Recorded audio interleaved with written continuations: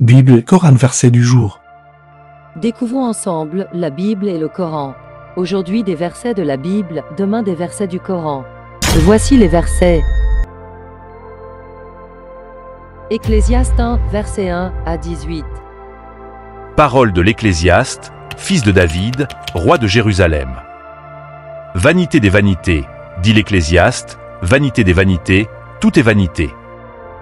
Quel avantage revient-il à l'homme de toute la peine qu'il se donne sous le soleil? Une génération s'en va, une autre vient, et la terre subsiste toujours. Le soleil se lève, le soleil se couche, il soupire après le lieu d'où il se lève de nouveau. Le vent se dirige vers le midi, tourne vers le nord, puis il tourne encore, et reprend les mêmes circuits. Tous les fleuves vont à la mer, et la mer n'est point remplie. Il continue à aller vers le lieu où il se dirige. Toutes choses sont en travail au-delà de ce qu'on peut dire.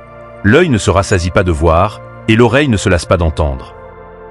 Ce qui a été, c'est ce qui sera, et ce qui s'est fait, c'est ce qui se fera, il n'y a rien de nouveau sous le soleil.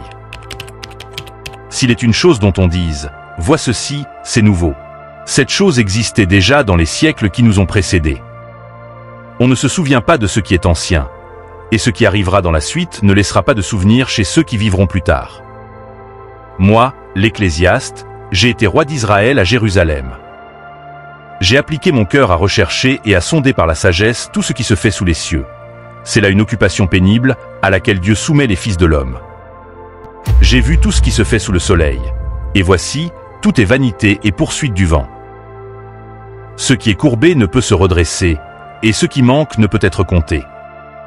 J'ai dit en mon cœur, voici, j'ai grandi et surpassé en sagesse tous ceux qui ont dominé avant moi sur Jérusalem, et mon cœur a vu beaucoup de sagesse et de science.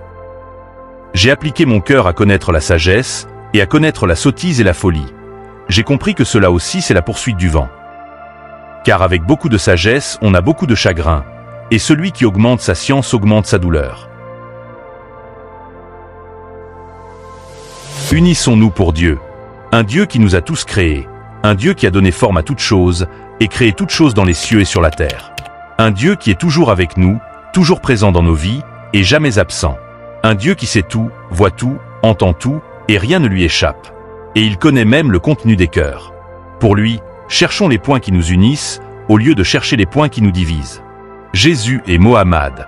Pas de comparaison, ni de distinction. Eux deux comme les autres envoyés.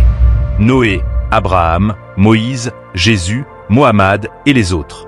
Eux tous ont été choisis par Dieu pour la même mission. Appeler les gens vers Dieu et faire la volonté de Dieu.